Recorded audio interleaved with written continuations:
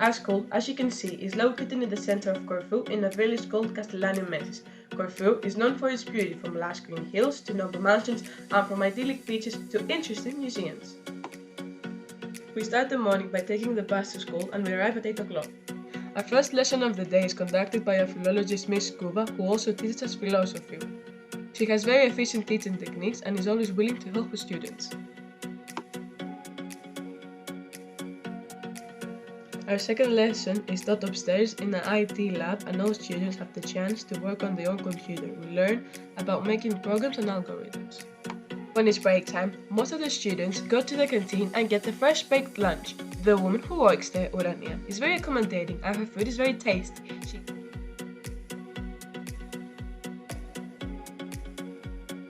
Additionally, some of the students like to sit here to eat and talk, especially when the days are cold. This area used to be a lower court in the beginning of the 21st century. What is also very impressive about our school is that there is a church in the playground, which was built in 1688 by the Venetian with Corfu origin nobleman Prospero Marini.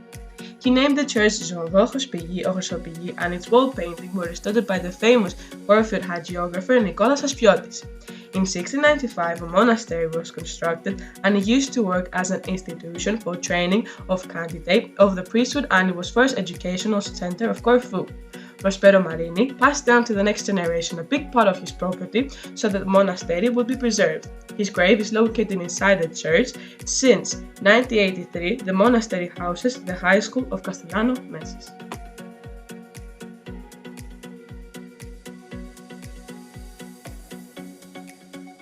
Also in our school, under the old lower court, you can find the library. It was established in 2002 and it contains more than 5,000 books of all kinds.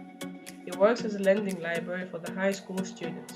Mr. Simeon Survinos maintains the library and makes sure every book is in a good condition to be rented.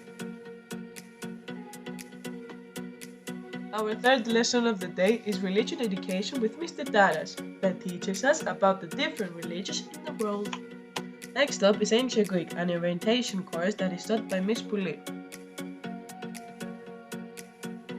At the same time, Mr. Jos Survinos teaches us orientation mathematics, because orientation courses are divided in two groups.